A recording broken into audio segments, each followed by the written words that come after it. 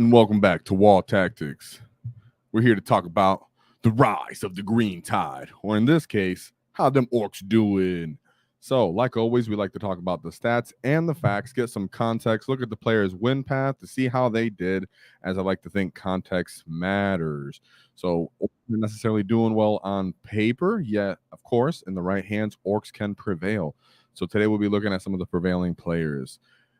And of course, I got to give a shout out to our paint competition winners, because we have this paint competition that we always put up. Check it out in the Discord, as we do it every month so far.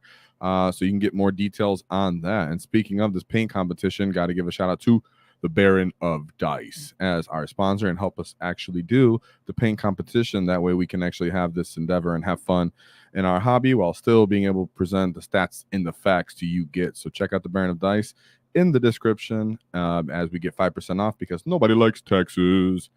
All right, so let's get back to the stats. All right, so we actually have a pulse on the Kult of Speed this week. Of course, the stats do say 60%, but really we're going to be looking at one specific player who actually did most of the hard lifting. We do have a couple Warhorde players that did well this weekend, two placing. One of them we actually will cover this week. The Hunt is actually at a 47% win rate, Dreadmob 41, and the Bully Boys at 35 going into this week. Orks overall have actually risen. Over here, you can see 44% win rate from the 42. So if you look at the very top, this is, of course, on Meta Monday for the stats. Boop, boop, boop, boop, sorry. This is the weekend win rate on the left that I just highlighted, which is sitting at 44. And in the last 9 weeks, since we've been hit with the nerf, since Nexus came out, we're at 42. So we actually prevailed this weekend a little higher than we've been. Stopped us in our free fall, which I really like to see. I'm glad the orc players are actually coming together, finding some fun ways to play that are still interesting, yet diverse and strong. I know me, I'm a little tired of playing the Warhorde, but I still do believe if you're getting the peak potential out of orcs, Warhorde usually does that. Yet, like we always like to cover every Wednesday, there are other ways to win. Of course, another thing that comes into mind when speaking of context is what I like to go over: faction versus factions, right? So this is roughly last 9 weeks of what the hardest matchups are for the wall. So, of course, we have Leagues of Voltan sitting at our hardest matchup currently. I don't know how deeply I take that, but they are a challenging matchup for the most part. I'm, finding it hard-pressed to believe the initiation of those infiltrators plus the Nexus missions was enough to just throw this matchup all out of whack. They were still difficult in the index detachment, but it wasn't to this extent like when we had our index. So it's crazy to kind of see that. We still do see Blood Angels are kicking butt, yet that's not surprising anybody. I see the Codex is coming out, so it looks like they can still keep it up.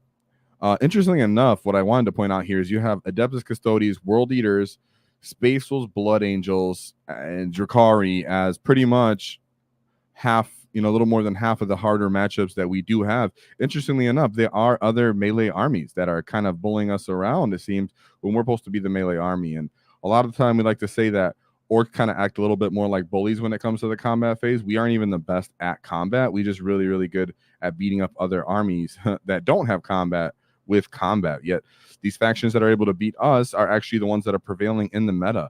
And that's not surprising, as Prime Nexus does benefit the pressure armies, the ability to stage, the ability to kill people and their potential from scoring, getting where you need to be. And a lot of these armies can actually cover that distance. And orcs just seem to lack tools, as well as kind of run into stat check sometimes. It's kind of weird. We pay a heavy premium for all of our tools at the current time. So nothing to be doom and gloom at, as I still think we do quite well overall into the meta. And with the couple of point changes, which a little extra second looks, I'm sure we can kind of offset some of these weaknesses. A little bit of skirmishing, a little bit of anti-tank would actually help us go a long way, because all of these factions from, we'll say, Imperial Knights down, so Imperial Knights, Drakari, World Eaters, Adeptus Custodes, Death Guard, Sisters of Battle, Space Marines, Blood Angels, Space Marines, Space Wolves, and Leagues of Voltan are 40% sub, 40% win rate. So those would be losing matchups, quote unquote.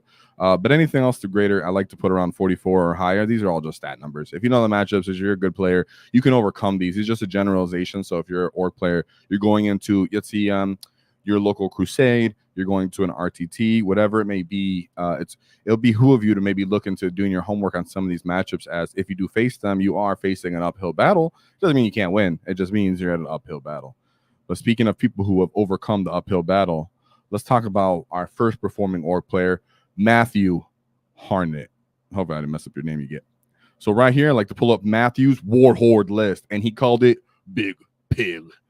Pretty awesome on that. He literally named his list after the kill rig in his list. So we have a boss Snikra, Gazgul Thraka, triple basic war bosses on foot, 1 Beast Boy unit, simply 10, 1 truck, 3 5-man units of flash kits, a kill rig, 2 mega knobs with kill saws, and a combi shooter, because that's what he probably had him owned as, a 10-man unit of knobs, 2 5-man unit of knobs, the Squig Hog Boy unit at its minimum size for the 4 models, 3 Storm Boys, and 1 Gretchen unit. So what's cool about this is, one, that Matthew's actually a part of our community in our Discord.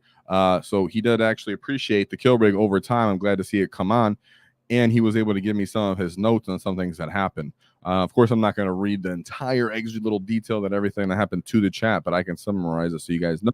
And of course, you can talk to him in the Discord if you actually want to reach out and kind of hear more details on these matchups. What he did stress was that, one, this was intentionally an MSU skirmish sort of list. So he's definitely trying to have a lot of units.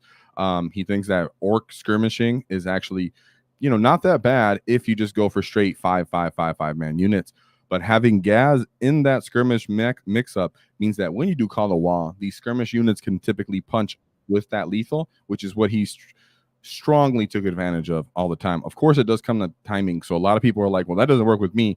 That's a timing factor. It means that he was really good at staying his aura ranges. He knew when to Call of WAAAGH, and he really was just, taking advantage of every little unit he had, because there are a couple things he said looking at this list is the lethal hits are really good into his stat check armies, which helps offset that, which Gaz, kill rigs, and knobs were the units that helped offset the stat check.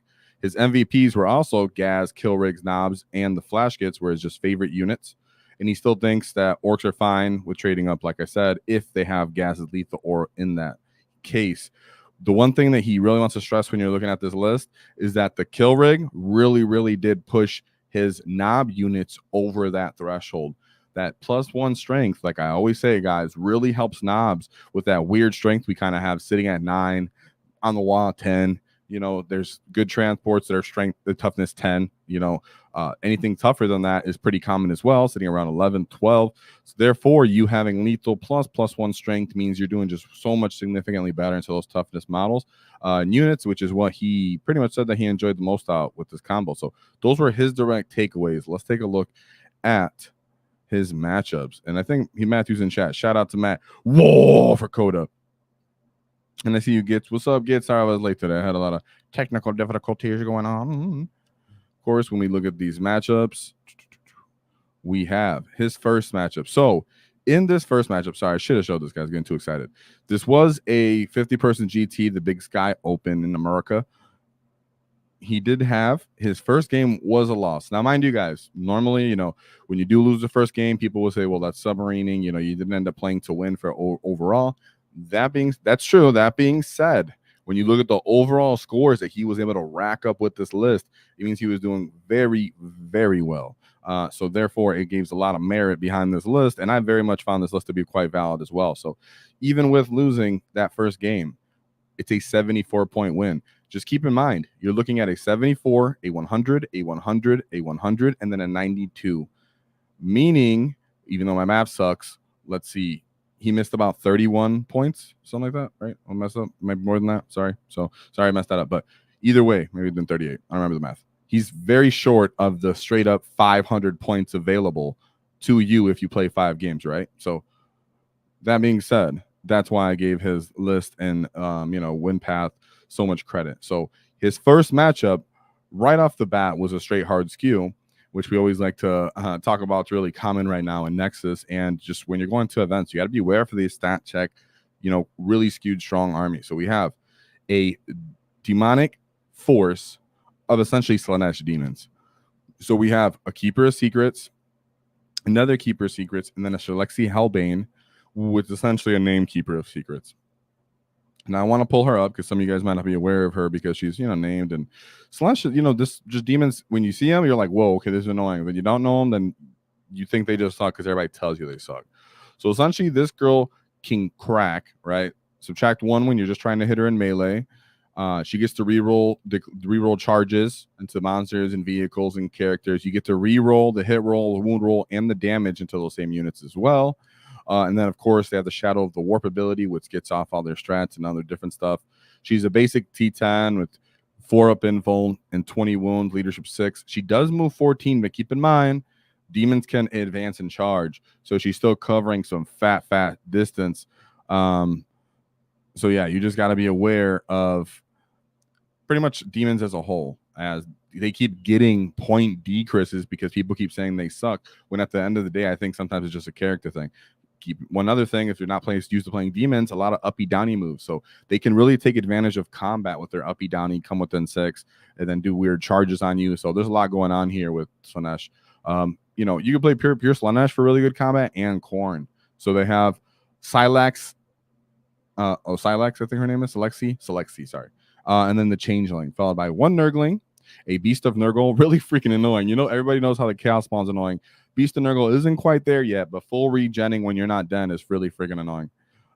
We have a Hellflayer, a Soul Grinder, 1, 2, 3 Soul Grinders. Now, a lot of people actually aren't too familiar with Soul Grinders. They do have decent shooting. They have their strength 3 guns. They have the back gun that comes up and does, has blast and gooding for shooting small arms units. So just keep that in mind, that these guys also have the shooting, which when I actually did speak to Matt, he did say, well, he just wasn't prepared for the Soul Grinder shooting be so effective most of the time because people aren't used to it. The Soul Grinder can sit there at the edge of the table, just immediately shoot away those Squig Hog boys with his flat strength damage 3. And then even if he does choose to charge them, he can beat them up because he has multi-damage, strength 6, and all these different hard punches, and he's 4 up info with the T11, I believe, on the Soul Grinder. Maybe 11, 10. But pretty much the Soul Grinder gave him much shooting that he thought, that he could endure, but it kind of hurt him a little more than he expected. Not to mention that he had an error where he split attack for the Keeper of Secrets, and he ended up not killing the Keeper of Secrets. So she ended up just kind of chewing through him. Shalexi, so as he started to lose those units, you guys know how it is when you're an Orks player. When you go in and you don't delete that unit, it really feels bad, and it's actually quite likely that the clapback will kill or could severely cripple your unit in response. So that's where this can pretty much happen here, that because he didn't kill these big monsters, they had the ability to respawn. Shalexi ended up just kind of chewing through the rest of his army, and then he just edged him since it was Purge of the Foe, and he ended up just falling behind. So a 96-74. That's how the game ended up going. So they did just straight up brawl in the middle, go toe-to-toe, try to, slug it out to come up on top. But in this case, the Orc player simply just fell behind from Purge and not killing stuff enough and effectively enough. He said it was a little bit on his error for the dice rolls, and that really just does happen. Everybody knows that when you're an Orc player, if you bounce that target when you're trying to kill it, sometimes you just straight up eat death in a response. So now we go into his second matchup, where he came into another stat check army. This time it was Chaos Knights with the War Dog spam. So he has a War Dog Stalker, followed by 6 Brigands, 6 Brigands, and 4 Carnivores, 2 Beasts of Nurgle, 2 3-man units of Nurglings. I actually think they get better value. They just consolidate this into like a 6-man unit, but he might have had weird points left over. It always comes down to, is the Chaos Knight player smart enough to take advantage of these Nurglings? Not to feel bad about Chaos Knight players or anything. It's 1, do they use them to move block your trucks, your squigs, delay you position, or B, do they keep them next to their war dogs and buildings and allow them to cast that aura of -1 to hit, meaning you can't reliably punch out the war dogs. Yet in this case, he knew that this was going to be a straight up stat check, and it seems like the player really did kind of try to I think he said he was trying to stat check him, literally, like I said, with the rules. So he sent his squigs to the non-expansive point. He was hiding his knobs in ruins. His kill rigs also went up to his natural expansion, and he just kind of sat out, not in the fire lanes too much, but enough to bait them to come out. That way he can take advantage of the wall, Gaz's or lethal abilities. And he said the kill rigs giving the knobs that extra +1 strength really helped, plus the lethal, so that he could actually split and kill more war dogs than he expected. So he ended up tabling them by turn 3. So yeah, and he also said, of course, some of those 5-man units in the war boss would come in from reserve. So a unit from reserve also had him. Surprisingly, he said. So just so you know, the reason why, sorry, I should have mentioned that earlier, why he doesn't have a bunch of trucks on the list as well is because on the WAAAGH, he actually came in from reserve usually, so he can enjoy the WAAAGH ability, since GW decided to gut us on that. And since we can't hear inside transports, we don't activate our WAAAGH ability on the war boss. That's how he circumnavigated that. He ended up using the reserves. So great job there. Now we go into his third matchup, which is against Imperial Knight.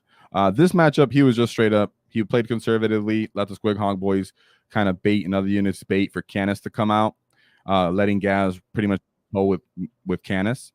And of course, the lethals alongside with the flash skits and the knobs really made a huge difference to killing this army. So he had Canis Rex, a Crassus Knight Lancer. So he was trying to go toe-to-toe too, huh? 2 Helvingers, Helvrins, excuse me. What the heck was I saying? And 5 Warglaves. So there's 5 Warglaves, 2 Helvrins, 1 Canis, Cladius Assassin, and then the Fighty Knight Crassus. So this was a bit of baiting. I think that a lot of the time Orc players don't realize that that's really what you need to do against these Knights players. Wait for that enough stuff's on the line that your lethal ability can go off and you can pick those guys up. That's really what it comes down to.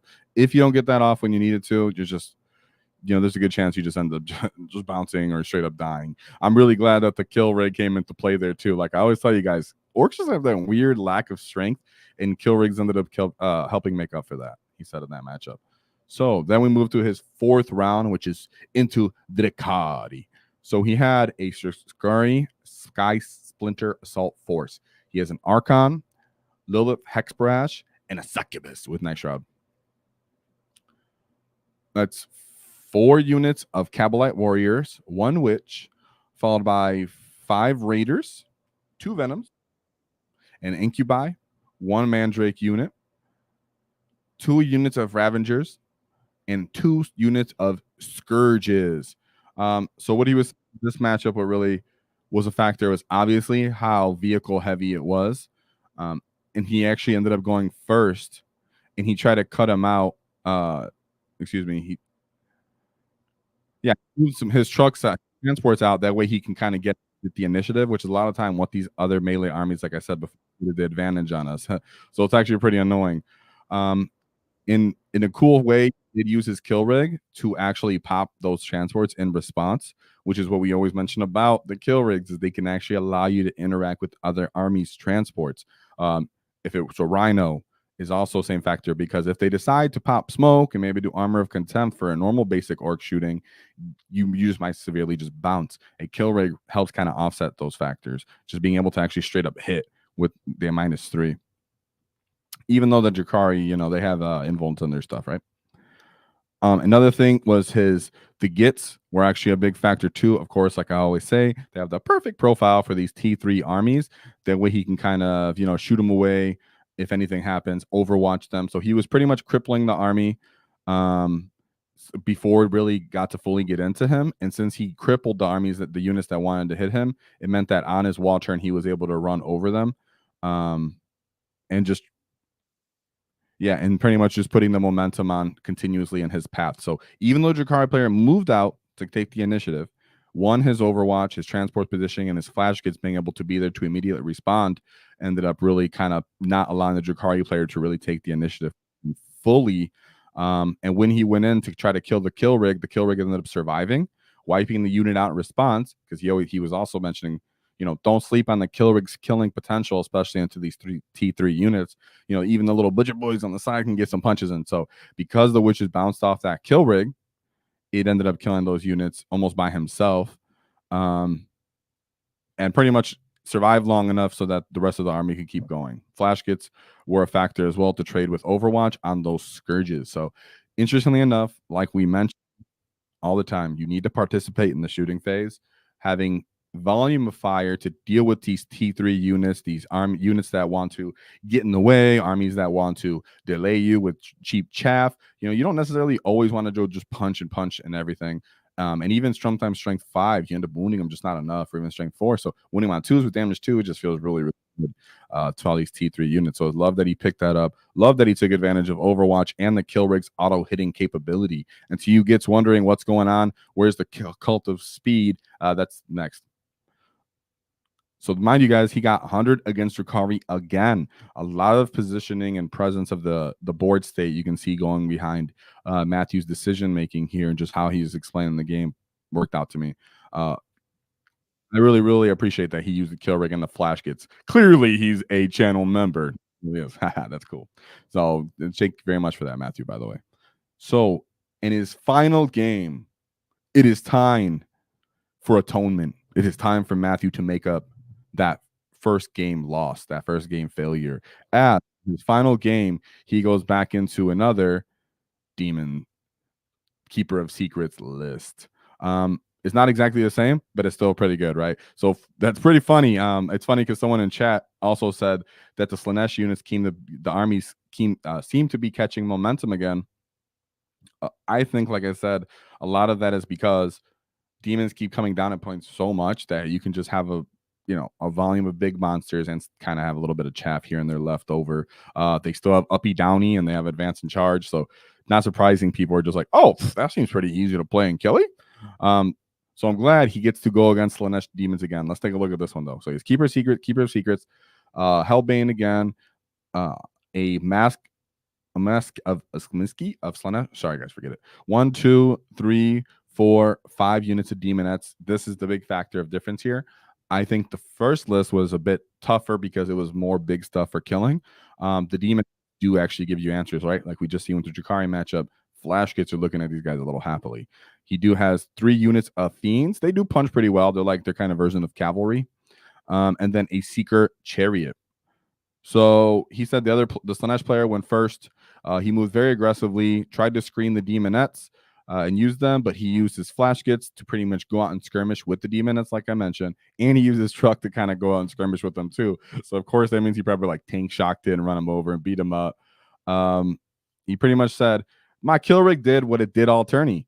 It took a point with the Snagas by himself, tanked what it could, tanked almost everything, pretty much held down a firing lane and just continuously shot auto hits at this greater demon. And then of course he has the beast Snaga boys that can, disembark and start kind of causing havoc as well.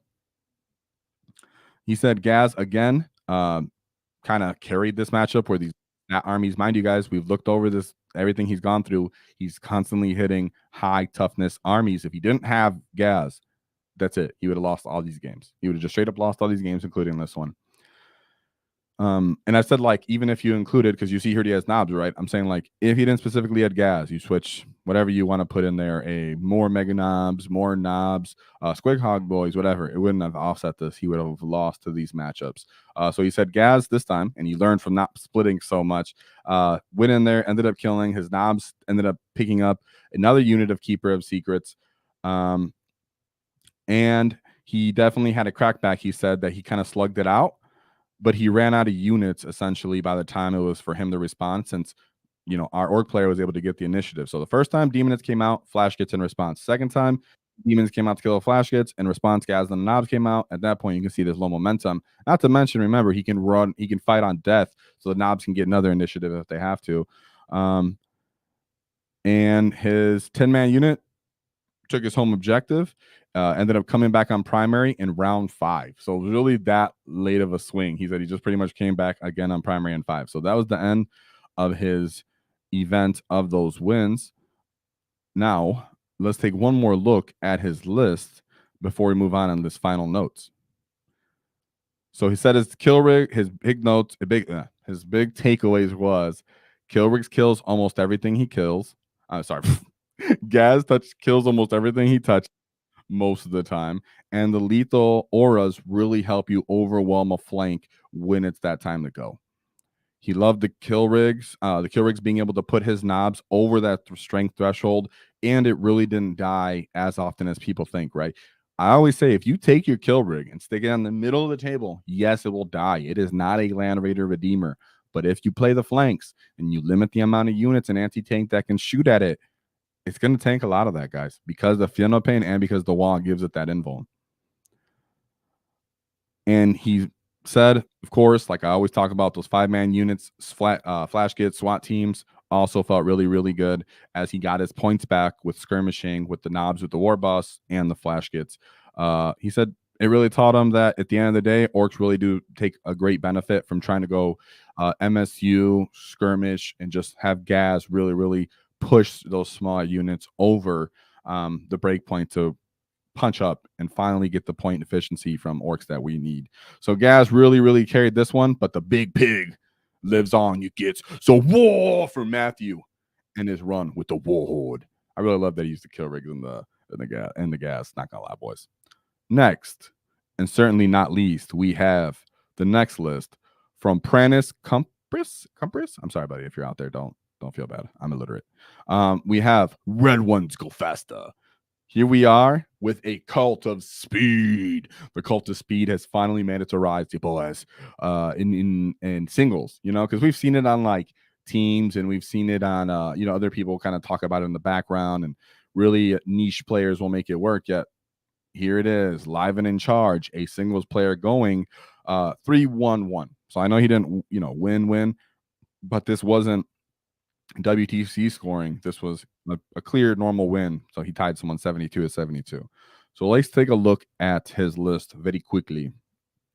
We have Def Killer Wartrike with Waz Blaster. 1 mech. Yeah, dude. He brought a mech. Enhancements faster than use.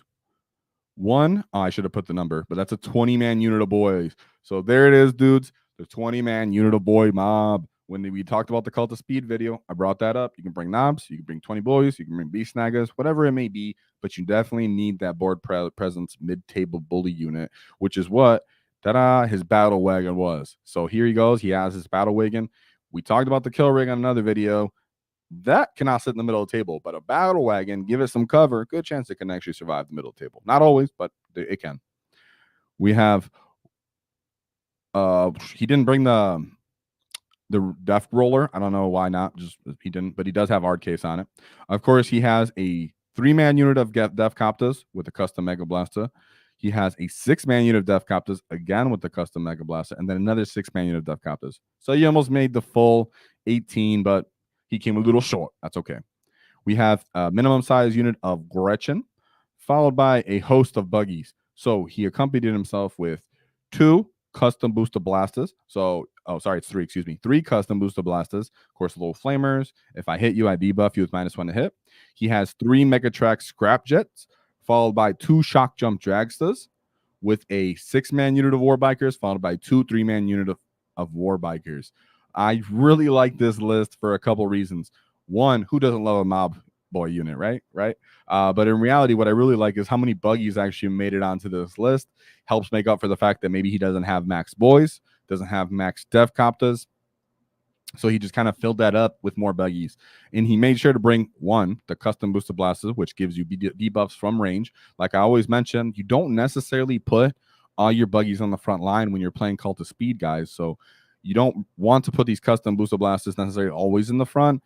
They play the kind of back line filler, fill up the screening, fill up the side of the tables as you move around, score your secondaries. That way, they're kind of more reaction unit, kind of filler, right? They're filler.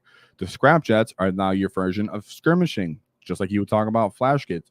The units that are cheap, they go out and fight, go out and die. Of course, the Megatrack Scrap Jet can try to do the mortal wounds when it charges you. He kind of fights a little better. He can spike shooting potential. And then Shock Jump Dragsters for you to score. So I still think for the most part, your bikers are coming up first, followed by Def Copters with Buggies filling up the rest of the zone, with Megatrack Scrap Jets being kind of like that flex response unit with a custom booster blasters falling behind in kind of similar role. But you always need that mid-table presence, the ability to push people off the center, the ability to get respect, and that's where the boys and the war boss is faster than use comes into play on the battle wagon, because otherwise your wall kind of feels like, what am I doing with this? And a lot of times your wall is just kind of like a defensive move. So let's take a look at his win path, because that's always entertaining. let's take a first look at where he is right now. Oh, I just passed my get. There he is. First game into the Leagues of Voltan. So yes, he made it. He overcame the Leagues of Voltan, which actually isn't that surprising because they hate pressure. Let's take a look. We have 2 Iron Heel champions, Grim Demeanor and Appraising Glare, followed by Hearthguard Warriors. A lot of time they just split these guys into like combat squads. We have 3 Sagittars, like I spoke about before. These guys actually have toughness 10. Super freaking annoying. Super annoying for transports. 1 unit of Berserkers, followed by their version of Terminators associated with grenade launchers, plasma guns, and concussion gauntlets. He has another unit of Hearthguard, but this is a 5-man unit with the same loadout. 2 Hecaton land fortresses, followed by 3 units of Pioneers and the new Jaegers. So the reason why I said Leagues of Voltan don't like pressure is, 1, they're not necessarily the best at combined arms, as in when you do kind of push them into the deployment zone, they will shoot you. They kind of do have some pushing to punch you, but then they're very slow in response and they don't have like other benefits once you're right in front of them. And then they're kind of exposed to get hit again with another follow-up wave because they're not reactionary moving.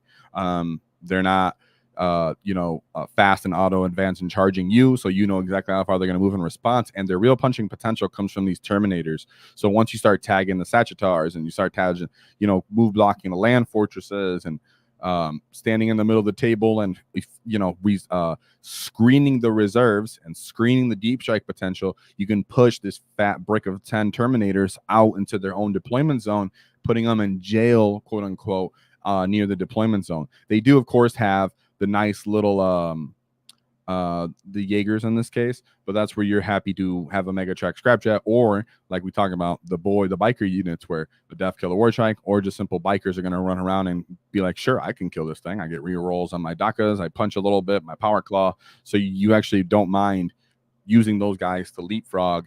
And you kind of let them know, hey, I have my wall, which means he might not even put those guys right in front of you. A lot of the time when you're playing speed wall, remember guys, you're more threatening the wall than necessarily it carrying you to do all of your gameplay actions and responses, right? You're not really necessarily moving like, yes, now I will call the wall turn 2 and I will charge you into your deployment zone and I will kill your front line and all that. No. It's a lot of the time it's okay, I'm going to pop my invul instead for my strat. I'm going to strategically reserve, place all my units in the flank so you can't actually shoot me well. And if someone closes the distance to punch me, I'm going to reactive move. And if I reactive move, I've now blocked off the land fortresses. I've now blocked off the Sagittars. I've now pushed you deeper into your deployment zone. And the Pioneers are the units that in their faction want to play the flanks because they can come up and off the flanks, right? Buggies, bikers actually don't mind going toe-to-toe with Pioneers. They have good guns so that they can pick them up with rockets. They can punch them moderately well. And the Pioneers don't really want to close the distance with them either. So it's funny enough, for 90 points, Buggies can kind of play with you and shoot at you and charge you, and bikers and similar. So having a lot of stuff that's fast with moderate OC, ability to pop invulns, and there's no good units on the Kult of Speed other than on the Kult of Speed to put oath targets on. The Book of Grudges on than the 20-man unit of Boyz. After that, you're like, I'm +1 to wound to hit on that Mega Track Scrapjet, or it's killed one of my guys. I'm not even mad about it. Even if I'm mad about it, it's only an 80-point unit, not much value there. So it diminishes their army-wide ability. It still was a very hard win with 67 points. I'm very sure it was one of those things where he put him in the jail and hoped there was enough points left over not enough points left over for him to score and beat the game. So just having so many units is a big factor. When I was showing this list, I'll show you again. Look how many units are on this list. It was a lot to fill up when I was sending the slide. So that's a big factor into Kult of Speed. A good part of Kult of Speed, but it's a factor into beating Leagues of Voltan. Now we go into his second matchup, which was 67-point win. Isn't a huge win, but a win's a win. Was second matchup, Dark Angels, and we have Company of Hunters. That's different, right? It's different, and this is where his tie was. So we have an Apothecary, we have Azrael, Chaplain on bike, Raven Wing Command Squad, another Raven Wing Command Squad, another Raven Wing Command Squad, and a Tech Marine. Goodness. One Outrider squad, fully maxed, an Impulsor, followed by Gladiator Lancer, a 5-man unit of Hellblasters, 3 units of Raven Wing Black Knights, followed by Scout Squad, and a Storm Speeder Thunder Strike. Everybody knows these Raven Wing Black Knights are annoyingly problematic for Orks, as we don't really have a good way to displace them. Cult of Speed is one of those detachments that still doesn't. The good thing is them being cheap and big bases does a little bit help. So your 20-man unit allows you to play the primary here in the middle when these Deathwing Knights are like, I will be impassable. The 20 boys are like, that's cool. We'll just take the primary from you with our mass OC and just kind of bog you down. That's pretty cool. I can see how this ends up being a tie. I can see how this was a very cagey kind of hilarious game, guys, because they're both thinking speed. So I bet you when they looked at each other, they were like, this is going to be really, really fun. As for how this matchup would go, we don't know necessarily how this list run because Company of Heroes is such a, or Company of Hunters, excuse me, is such a nice Dark Angel detachment with maneuverability and all that. So it does come down to kind of a bit of dice roll, luck, hoping you can kill the units that aren't the Terminators, as well as survive the combat into the other units as well. Pretty niche faction, pretty niche matchup, but he ended up with a 72-point tie. Not going to see that Dark Angels list too often, yet Dark Angel players aren't going to see Cult of Speed lists often either. So I thought that was a really cool narrative, fun, flavorful matchup for you narrative get-loving speed freaks.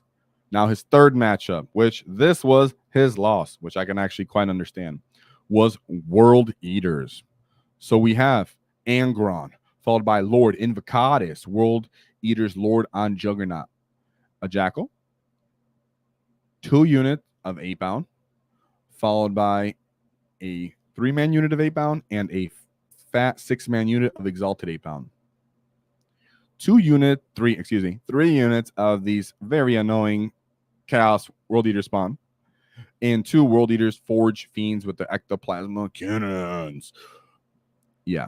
For Cult of Speed, you know what sucks? When someone can stage 3-man units like 8-bound in a ruin where you can't interact, you can't really overwatch them that well, you can't really get the initiative and punch them either.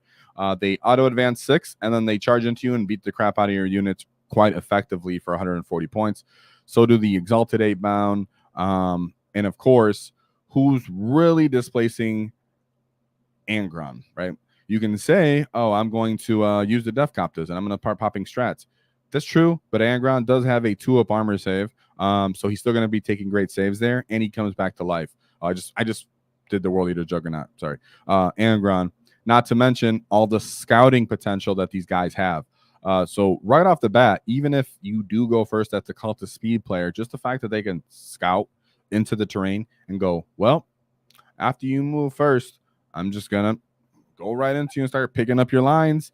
That's pretty much what happens a lot of the time. And the stupid World Eaters Chaos Spawn can definitely also put a mix-up in there, as they do have decent strength, decent fighting, really stupid durability. And in their case, they can do the opposite to the Cult of Speed and get in the way for them, as the rest of the effective killing of the World Eaters stages up and hides in the buildings. Not to mention, you do have some Forge Fiends to play the flanks.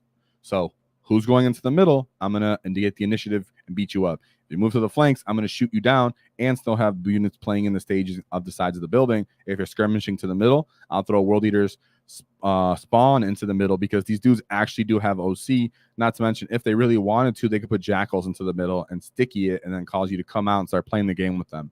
So a lot of the time, Cult of Speed just isn't killing this stuff like effectively, since it can't get the initiative. Therefore, it runs into you. They pick up 3 buggies, kill 2 units of bikers, and then maybe they tag your 20-man unit of boys, or they just straight up punch it. Boom, you're already on the back foot. And even if your World Eater boys, your unit of 20 boys does run into something, you know, Exalted 8-bound could obviously reactively stage in the place to hit them first. If you do end up hitting them first, they have the ability to accidentally fight on death with the 4-up. So there's just a lot of ways this matchup can just suck for a World Eater. For a Cult of Speed player, which it did. So he 51 point loss right there. Nothing to be ashamed of. I can see why World Eaters can give you a run for your money. If you're playing Warhorde, it's still, very winnable for us as Warhorde, but that's our premium fight toe-to-toe trade with you detachment. If you're running anything out of Warhorde, it gets iffy right there, including with your bully boys. So Cult of Speed, nothing to be sad about. So then he goes into his fourth game, which was the Tau Empire. Love that. So we have Commander Farsight, followed by Commander in Cold Star Battlesuit, another Cold Star Battlesuit, and an Enforcer in Battlesuit. We have 2 units of Broadside Battlesuits, a Crisis Fire Knife Battlesuit, a Crisis Star Scythe Battlesuit, Crisis Sunforge Battlesuit. God, I was like Battlesuit a lot. Crisis Sunforge, I'm not going to say it again. And Ghost Keel, Riptide, and 3 units of Stealth Suits. The stealth suits are nice, as in like they can actually kind of infiltrate and get in the way. The thing is, when you're infiltrating with the against the orcs and something like Cult of Speed, the fact that we can go, Death Killer War Check, auto advances 6, and then close the distance on you, automatically everybody's apprehensive. Yeah, it's behoove you to really still play the flanks every single time you play Cult of Speed, especially against a Tau. You do have to play cheeky. It's funny because we actually got to see this sort of matchup, Cult of Speed, on War Games Live versus a very good Tau player. And in that case, it's like a slow, methodic, hey, I'm going to wall. And every time you're kind of scaring him that you're going to wall, you're really just staging closer and closer with your reactive moves, and you're punching into his little chaff and consolidating after you kill them. Slowly you kind of encapsulate them, and when they do finally come out to the mid table, as your 20-man unit of Boyz are, you call the wall more as a defensive way here. So very cheeky. You do have to play very patient, but you do have the tools to beat Tau, simply because when you're playing against a shooting army, pressure is king, and Cult of Speed is all about that pressure.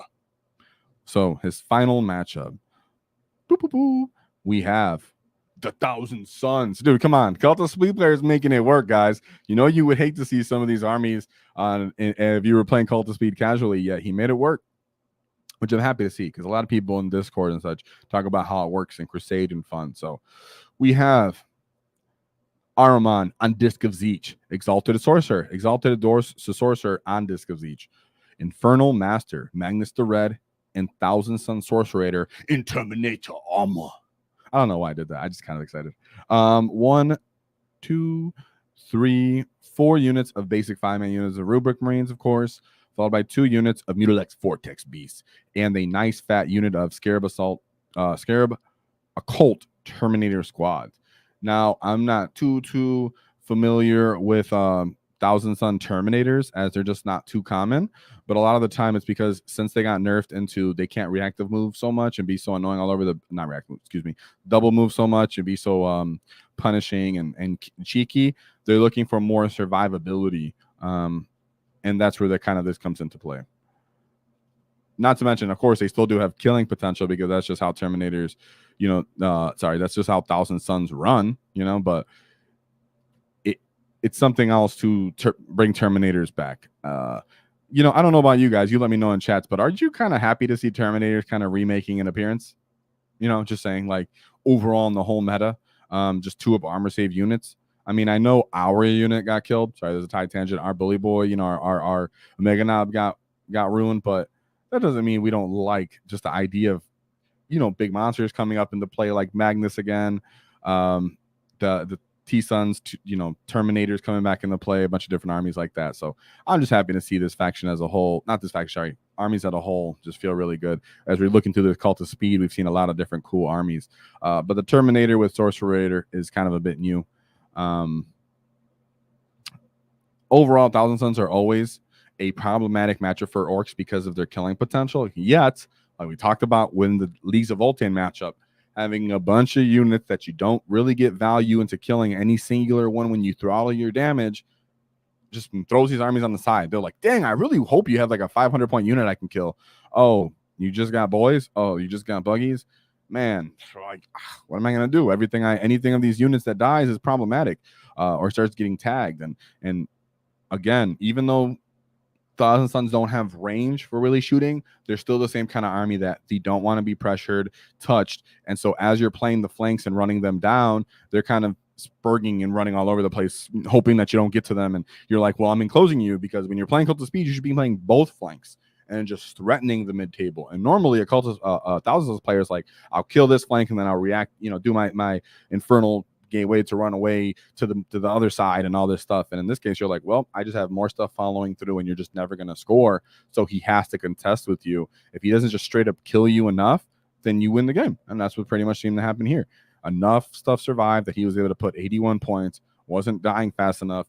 A Thousand Sun player just probably realized too late that he needed to get him off the objectives, and he just didn't. Because it's not really about killing with Kult of Speed, is what you guys got to see. You want to kill enough, and you do have ways to kill enough in throttle, but really it's about just scoring, allowing your opponent to score, and just constantly threatening the wall and putting pressure on them with your reactive move, consolidations, and possible charges. Because sometimes you're not really intending to charge, you're just letting them know, hey, I can call a wall and charge you. Think about it. And you just fiddle your thumb right there, and you're like, I don't even care right now. I'm trying to wall turn 3 or 4 so I can, survive their clapback. Very cool to see. So one more look at the Kult of Speed before we put it away. We have the Death Killer War Trike, a single mech, a war boss, the 20-man unit of Boyz in the battle wagon, a Death Copter, a max unit of Death Copters, another max unit of Death Copters, and the Gretchen, followed by 3 units of custom booster blasters, 3 Megatrax Scrap Jets, 2 Shock Jump Dragsters, 1 6-man unit of War Bikers, and 2 3-man unit of War Bikers. Last thought on this, the mech. Just keep in mind when you use the mech that his ability can only pop off at the end of his movement. So you can't pop people in the beginning of the movement and then they run away. That would be like stronger, but you do have to do it later, which is why he kind of just sits back with, custom booster blaster maybe, or he chooses to make the battle wagon actually have shooting potential. I really would like to hear if that was worth it, if this guy ever finds this video. So let me know if that mech is worth it. Not something I personally rate too highly to put a mech in this detachment. Yet I can see, data sheet. You can see he can get loan out with the battle wagons, try to score a secondary. He can follow the buggies around a little bit and give them +1, I guess, to hit with their rivet gun. I'm not seeing the play too much necessarily if it's worth it, but I guess when you have 45 points left over, I probably would have chose more Grots though. But I deal with a lot of hypercrypt and pressure armies. Like having more Grots against something like World Eaters, for example, so you can take the second unit and just be like right in the front. That helps. But nonetheless, he still did excellent. Who am I to criticize this git and this speed freak with red ones go faster? Whoa! For Pranis Kupris. Sorry, buddy, if I messed up your name. Still love you. Now, last and certainly not least, we have the finalist of the evening, which shouldn't surprise anybody if you've seen it before, because you have. In this case, we have Graham Russell making his appearance again. Yes, I'm showing you guys this list again because Russell Graham has made this work again with another really good performance. And I really just want to stress it out to the Ork players. Maybe you're tired of War Horde. Maybe you're tired of all the memes and the big walkers dying too quickly. You're tired of Kult of Speed not killing anything. Your hunt army is really weird, and you're tired of playing War Horde with your snaggas. There is DAKKA, and there's all the DAKKA. So he calls this list guns out, buns out. I've actually personally ran this list with actual models, not TTS. Like I owned and had all these models on the table with a little bit of borrowing and stuff I owned. But yes, I do own 100 Grots. So this list is really, really niche, and it's also just a really, really kind of funny skew off the wall. It does have some bad matchups, which is why I want to bring it up again. That way, if you're a DAKKA boy, if you're someone that just likes to make it rain, and when you've seen the Ork Codex, you were like, man, we just don't have shooting. Where's our shooting detachment? This is your shooting detachment. Don't need to bring walkers. You can just bring the DAKKA. And this army doesn't even care about the wall in an offensive killing way. But we'll talk about that more when we look at the matchups. We have 3 shock attack guns with Get Finding Their Goggles.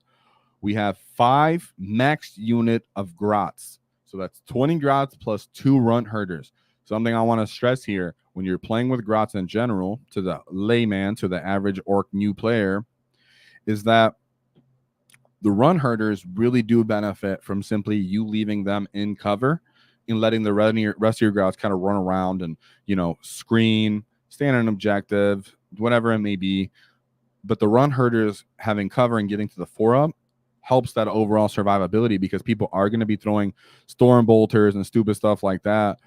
And it's just not the case when you can actually take 4-up saves and it just throws all their mats off the side. Not to mention, going to ground is an actual option here, or missions that give you free go to ground, in that case. Now, another thing to keep in mind is the Grauts are the ones that are seeking the benefit from the WAAAGH here in reality. Not always, but a lot of the time in a lot of the matchups, you need the Grauts to stay alive, and they're the ones that you're determining calling the WAAAGH on. Now, I may be wrong, but we can talk to Graham in our Discord about this. You get. So he has 3 10-man units of flash kits. These units, surprisingly, you can keep on one on the table, but he typically reserves at least 20 of these guys and brings them off the side of the flanks. We have 3 10-man units of Ludas. Both the Spanners had custom Mega Blasters. We have 3 mech guns, all with bubble chuckers. Now, there's a few things I want to say about the bubble chucker. It is not a meme, it's one. It actually functions. 2, I tried this with the bubble chucker, and I tried this with the smash gun. There are benefits to both. It really comes down to you as the git to know what your matchup is, like your meta is, and know what you're going to bring. When I started seeing T10 above, even though I know you can get lethals and you sustain and big guns never tire, Dread Mob is probably one of the codex detachments I've ran the most. You still do suffer against some skews with the mech guns that you smash your guns just don't get through. The fact that your bubble chucker can just go crazy on either high strength, high volume, or just high strength and high AP and high damage, or it can go just straight high volume plus sustain and lethal, means that it really can go into anything. Of course, you get to roll for it and then choose your target, but sometimes because how slow mech guns are, you're kind of just set up staged where you are on the sides, maybe in reserves. When I personally played, mech guns are so slow and take up so much space that there was times that I just let them be semi-exposed and just started the gunfight and started the trading war right away. I was like, whatever. Whenever I try to play cheeky with them, they just were slow, couldn't get lines of fire. So you do have to be smart on that. And then, of course, there's a little bit of contention whether if you run mech guns individually for their bubble chuckas or if you run them for the whole unit. How it's read, leave it to you kids. Now we have 2 units of Storm Boys. The 2 units of Storm Boys actually do make a difference. Running out to get in the way of a trade, running out to score you a secondary because everything else is freaking slow, or looking to, sit in reserves. So I don't know what that's all about. Well, I don't know what that's all about, but I don't know what else you would use other than that because everything else is so slow. So let's take a look at my gits win path. We'll go through this, semi-quick because we've gone through his list before, and it actually has 6 wins. Keep in mind, Clifton is in our Discord. You can check him out if you ever see him. So his first matchup, he went into Grey Knights. Like I always say with Grey Knights, if you can screen, you can be mean. So we have a Grandmaster, Kaldor Drago, a Terminator Fat Brick for Kaldor Drago, maybe. Another Terminator Brick. 2 units of Strike Marines. 3 units of Nemesis Dread Knights. A unit of Voidsmen at Arms. Matter of fact, to be frank here, you just have so much ridiculous volume, and you actually have potential for AP. Not to mention your Ludas / your mech guns don't run into the struggle of, these guys being too durable, as in the walkers. You having a bunch of straight damage 3 potential as well into these Terminators makes them very, very vulnerable. Not to mention the amount of Grauts you have on the field. Guys, you're popping your 5-up invuln and just saying, come get it. They're not pushing you off the primary reliably. They don't really want to be stuck in a fight as Grey Knights, actually stay there with you, because their army is all about, I want a reactionary move and I want to come down, I want to pick you apart. When you just have so many bodies, there's no space even for them to drop 3 inches within 3 inches of you. And that just kind of offsets their whole game plan. They have to kind of face you and go toe-to-toe with you. They can give you problems, of course, because they kill your back guns effectively. They kill your flash kits somewhat effectively. They do have flamers and stuff like that. They can jump on you right away with Caldor Drago and you get unlucky. But if things go your way and they just don't make saves, as soon as they start to fall apart, they're just freaking dead all over the field. Even if you're making them take 2-up saves, you're just like, here's a bunch of flash kill shots, a bunch of looter shots. Here's, damage 2, damage 2, damage 2. And they're just like, okay, I'm just chipped away. I'm just gone. And then they're, then the grots are still there, or whatever. So then we have the second matchup, which is Tau Empire. So he went toe-to-toe with another Gunlam army, and he came up on top because you can see he got a 96-point win. So he has Commander Farsight, Darkstride, Breacher team, another Breacher team, 2 units of Devil's Fish, a Crisis Battle Suit, another Crisis Battle Suit, 2 Hammerhead gunships, 1 Pathfinder, 3 Piranhas, 3 Riptide Battle Suits, and 2 Stealth Suits. It must feel pretty good to look across the table and see Riptides, Piranhas, and Hammerhead gunships and be like, if you pop out, I'm going to get you. So pretty cool on that. And they do have to come out because they're trying to take advantage and just chew all those grots away. What are they going to do? Throw the Pathfinders and the Stealth Suits in there? No, the grots are going to just be like, there's so many of us. Then you come off the side of the table and you're like, here are the flash kits. I'm going to kill your little stuff that's in the way. Oh, now you have to come forward with your transports and your what's my get called out here? Riptide. So because Riptides have to come forward. Think about the layers, guys. As you're an Orc player, what things are going first? That's where skirmishes come into play. But in this case, that's where all these stupid grots come into play, where they're coming out, causing stuff to go immediately try to kill them because they know they're going to need a lot of turns to kill all these grots. And if they don't, they just won't score. So you pull them out, and then you're just like, mag guns, Luidas, flash kits, bam, bam. It feels good. And mind you, they don't have too much 2-up armor saves. I don't even know if any. I think the Riptide had 2-up armor save. Sometimes, I don't know why I forget that. But really, really, really cool win there on his second matchup. Let's take a look at his third. I want to look something up. I bet chat knows. I should have just asked chat. Do the Riptides have a 2-up armor save? But I'm actually going to take a peep now because I'm annoyed. Yeah, they do. That's what I thought. Okay. Riptides do have a 2-up armor save and a 4-up invuln. So it must feel pretty good to still be able to just pick them up with just stupid volume. So now we see his third matchup. Yeah, his third matchup, which was World Eaters. We have Angron, Lord Invocatus, World Eaters, Master of Executions. We have a Jackal, a 5-man unit of Khorne Zerkers to tag along with the Berserkers. A Rhino, 1 3-man unit of 8-bound, followed by a 3-man unit of Exalted 8-bound. We have 2 of those. And then a 6-man unit of Exalted 8-bound. He did bring 2 Brigands, which I don't think are terrible options. It's just Brigands have gone up in points more. I don't think it's terrible options because it does give you that I can pop transport capability that they severely lack. Yet, guess what these guys also lack? The ability to kill grots without straight up running into every single grot and then the 8-bounds all being left over and then shot off the table. What do you have left? Of course, you actually have the potential to actually kill Angron as well. And yeah, Clifton Russell. That's his full name, yes. Clifton, the same person as Graham Russell, yeah. Did I mess that up? Maybe. Good call out. But the Clifton America Russell, who's who I have. If I have Graham Russell on the slide, then sorry, Clifton. Reply to my messages. How about that? I'm just kidding. As I was saying with the World Eaters, though, you could just imagine guys having 100 grots and World Eaters running into them. They have no really other option to clear all those bodies of 2 OC, and then they just get picked up in response. Not too cunning there. 100 points straight up. I bet you Clifton was like, dude, I know all about your melee army. Now we go into his fourth matchup, where was his loss actually lies. This is where he actually lost a game to the Bringers of Flame and the Sisters of Battle.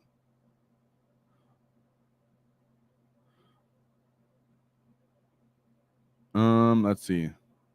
We have Canis with Jump Pack, Morgan Val, Triumph of St. Catherine. We have Battle Sisters, 3 units of Emulators, Arco-Flagellants, 3 Castigators, 2 units of Dominions, 1 Paragon Warsuit unit, and a Seraphim squad. Right now, Sisters of Battle is just very, very proficient at just killing. Something like an Arco-Flagellants unit right here has a ridiculous volume to actually shoot the heck out of to punch the heck out of something like a flash 20-man unit of Grots, right? Having a bunch of Dominion squads where you can split these Dominion squads up and have your cheap unit of sisters and your killing unit with Meltas means your cheap unit of sisters can go out, try to deal with Grots, actually have OC. You can start using flamers on certain units. You have the Paragon war suits that are obviously have the high potential to kill and go stand in the middle of the table, meaning that you don't really have too much in response once they start killing you in volume with all their abilities. I was a bit surprised at first that he lost this matchup, but when I think about it again, the amount of just volume of random dumb shots, right? Let's take a look. We have just heavy bolters. You have castigators with their own storm bolters and some more heavy bolters on every one of these units. All the bolt rifles, all these little things add up, not to mention your fat Seraphim unit of hand flamers. If you just choose one side, when I played this matchup, guys, when I played this list, because mind you, I've played this Clifton's list, when you can, as the enemy, throttle and pick up 60 grots, 50 grots, whatever it is, if you get a little bit lucky with battle shock or whatever, and then you try to desperate escape with your grots, start losing some grots there too, so you could shoot units, it can get ugly very quick. And the Sisters of Battle pretty much meeting you with that stat check and going, oh, you want to stick a bunch of stupid T2 bodies right in front of my face in the mid table? Guess what? I have the killing potential to deal with that. Boom. And they actually do. And this is one of the few armies that can.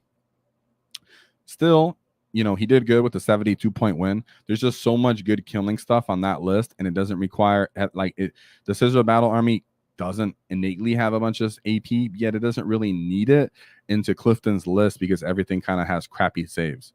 So there's a lot of energy on this energy because I just read his team name BD Energy. There's a lot of stuff that details I can go into here for the matchup. Very, strong faction that he went into. So nothing to be ashamed of losing that one. Then for his fifth game, right, just make sure I'm not messing up here, guys. Fifth game, he went into Tyranids Vanguard Onslaught. So he has 2 Broodlords, a Death Leaper, a Neural Tyrant, Winged Hive Tyrant, and a Winged Tyranid Prime.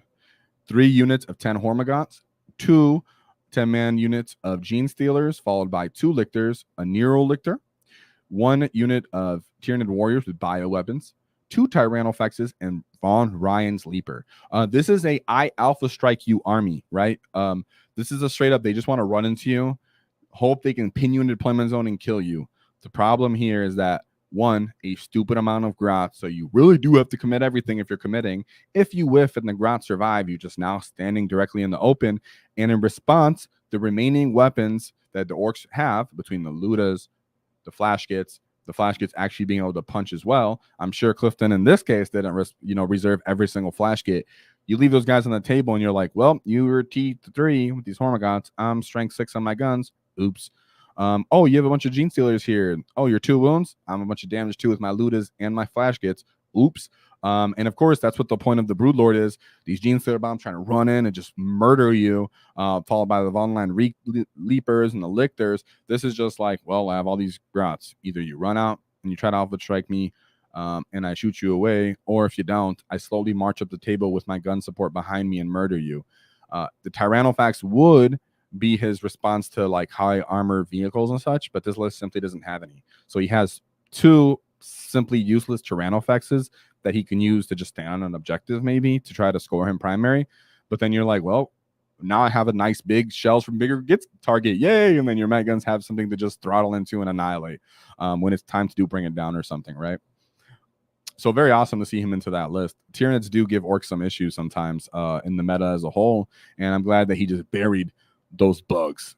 Now, his final matchup, which was a kind of devastating loss, which, just happens, especially when you're running a crazy skew and you're playing at 40k champs.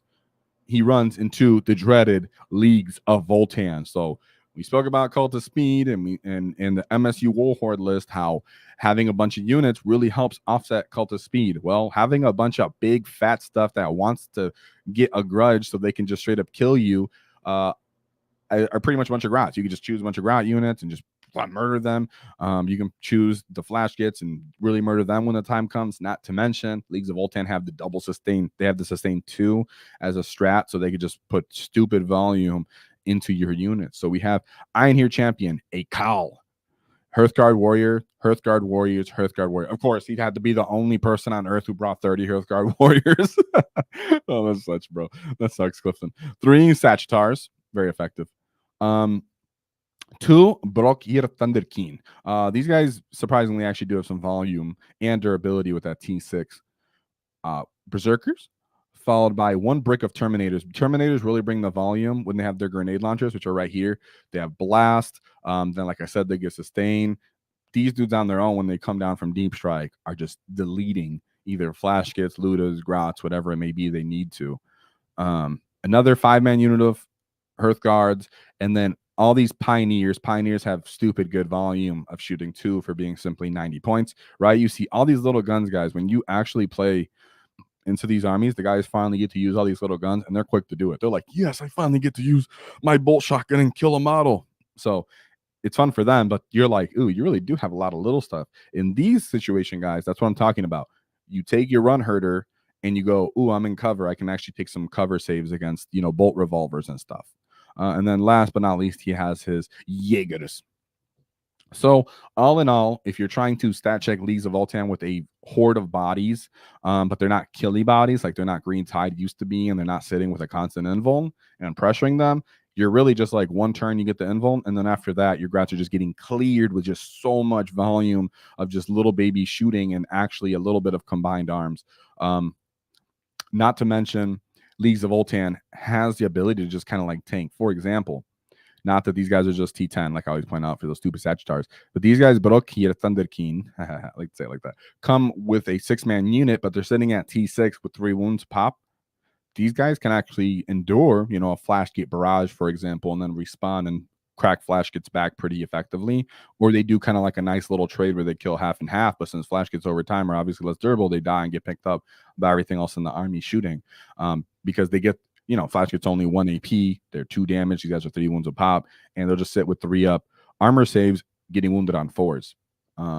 So there's a chance they can. It's happened to me. I mean, it happened to me when I play with Captain Badrock with rerolls that these guys survived the onslaught. So wouldn't be surprising to me at all if he shot into some of these units that want to kill him. And because Leagues of Midget Marines end up having good toughness, they can just survive it. Like I said with Terminators come down, shoot all their grenade launchers, blast weapons, blow all the Grots away. Flash gets the Ludas pop out, only -1 AP. T6 kind of weird. These guys are 3 up. They can end up just tanking it and then getting killed, clapped in response because they have terrible saves too. So this loss didn't too much surprise me, but it's still, a tough one. So shout out to Clifton, Miracle Russell for doing it again. I put Graham Russell. I don't know why I just conflated those 2 human beings, so sorry about that.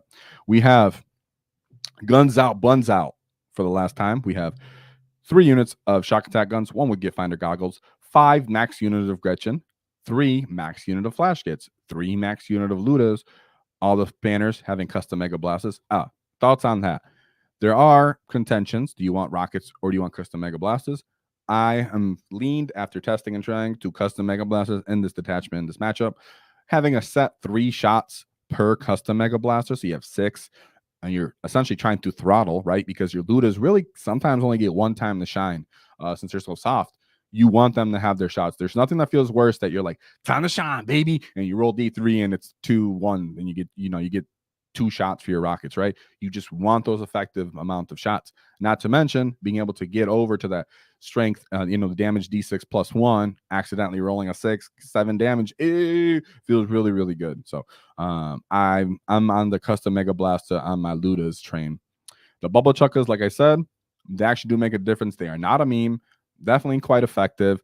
Smasher guns can be used as well. Just up to you to know kind of like what your meta is and if they can function. Like I said, they do suffer against the high toughness stuff though. Just saying that. So bubble chuckers might be where it's at. I do want to know, are you running them as bubble chuckers or smash kits? Let me know. So with that being said, shout out to Clifton America Russell for the Dread Mob. Guns out, buns out. Whoa, you get really glad to see that list is actually functioning. A lot of people were down like, man, we just got no DAKKA. Well, if you really, really are one of those gets and you really want the DAKKA, there you go. Of course, that army is a lot easier to get a hold of, I would say, on TTS. Of course, try to experiment on your own. Maybe you can come up with something similar with what you own. So with that being said, I'm going to look over the chats now and see what you got to say. I see there's some good super chats in here and some gifted memberships and a lot of wars. So I'm glad you guys tuned in. Nice to see a lot of good amount you gets in chat. So get your questions in as I respond. I am a live human. I do all of these live every Wednesday. We have 5 wall tactic gifted memberships from my Git Ecomp. Let's go. That's my Git. Whoa, thank you, Git. Man, I haven't seen you in a while, buddy. Nice to see you. Glad to see you're doing well. Really appreciate that. These things really help us with our paint competition, you know, and everything else we really do around here for the work. So thank you very much. Plus, don't worry, guys. We'll get you another level. We just really want everybody to feel included in all of our content. So I know, thank you to you guys that participate and gift and are members, because I know not yet is fairly, you know, worth it. Other than the emojis and badges, but that's because we don't want there to be a bar to entry. The whole point of the channel is to raise the tide, is to raise the orc community. So if I start putting stuff behind paywalls, you know, for learning, then that would just kind of defeat the purpose of the channel. So I'm coming up with fun stuff to make it worth it. So thank you guys. Thank you to Jay Hoon as well. Another very generous gift. Whoa, Jay Hoon. And he's right here. He said, we still here, baby. Whoa. Yeah, no, I know you're still here, you get. So I appreciate you. Like I was just saying, very generous. Like I said, you know, we don't really want to put stuff behind paywalls. You know, we will come up with something to make it worth it, more towards the line of entertainment, whether that be lore or something, for learning and for information gathering and interaction. You know, I don't want to put stuff behind a paywall like our paint competition or Discord, etc. Point of the channel is to rise the green tide, to rise the community. So anybody who donates and, you know, memberships and stuff and super chats really makes a huge difference, because you guys are like the lifeblood to the rest of the orc community. So we have Vinto. Hey, what's up, buddy? Haven't seen you in a bit. He goes, whoa, objective markers are sick. They help me stay cunning, serving as an in-game visual reminder of the war tactics. Dang, that's actually I don't know, that feels gets in my feels. It's humbling to know that, you know, when you're playing a game, you can come back and think about the learning lessons we've kind of put forward here and kind of help you really provide. Plus, I think they look pretty sick too. You know, at first I was like, objective markers, let's see how this goes. Then I got my hands on their own, the same ones you're talking about, and they actually were pretty sick. So no lies there. Check them out in the Discord if you don't, you know, people are putting up pictures and stuff. So thanks for that, you get. And thanks for picking those up, and everybody else who's gotten them. Glad to see their aesthetically pleasing. And shout out to Rob Locke. So hey, what's up, buddy? Glad you guys made it. All you, I know it's a late one, I know, guys, it goes late, but remember, you can always rewatch, gang. Hey, is that the pale orc? What's good, buddy? I came for the Cult of Speed. Where is it? Ha all you, I know, like you speedy freaks, of course, were like impatient when it came to Cult of Speed. You're like, where is it? Where is it? I'm tired of the war horde. You know, so I get it. But yeah, I wanted to go with my get Matthew first, because you know, I had actual notes from him from us talking, and he's a channel member. So really cool to kind of see our thoughts and lessons in real life from Matthew when we were going over his list. But it was actually really cool to see Cult of Speed come up. Really popular in Discord, people talking about them and trying to make them work. So I'm glad we got to show that. And also a DAKKA list. We got Drawk. I just want to show, he goes, new player in the Orks. Whoa, I'm down to start in a bad spot to be here for the rise of the green tide. He said boys, but I had a green tide. Okay, I get what you're saying, and that's a good mentality to have. You have the exact mindset that you should have as an orc player. Is it's only up for here, baby, and it's all about the experience. So you have the right mindset. You know, that thinking will actually get you far as an orc player, because we have such a steep learning curve in our faction that you, being a new person, should really just try to appreciate the army for what it is, get the most out of the basics, and then when we have premium rules or favorable point costs, etc., then you're already, you know, at the skill level and familiarity that you can optimize them. If you're just trying to optimize a data sheet, but you haven't even practiced and go at the fundamentals down, you couldn't make a bad data sheet work. What makes you think you can get the most potential out of a good data sheet, right? So it is what it is. And of course, Aaron, you will always be my biggest OnlyFans donator. So shout out to Aaron. Oh, 9. He said, a shooting list is exactly what I'm looking for. More DAKKA. And it's a lot of DAKKA, dude. It's a lot of DAKKA. So thanks, you gets.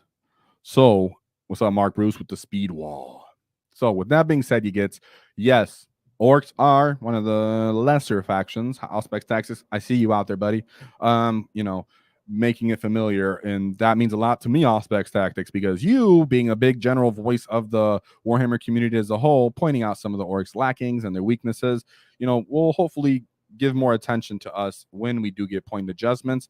I'm not asking for us to be OP or back where we were. Maybe just a little bit more interesting so we can dive into our other detachments and pockets. Of course, there's a conversation for another day. Be sure to check out the paint competition results this Friday as we're going over the Buggies that are finally being revealed and giving out our winner. So with that being said, of course, there's always one thing to keep in mind is don't cross our wall because we knock your teeth out. Whoa!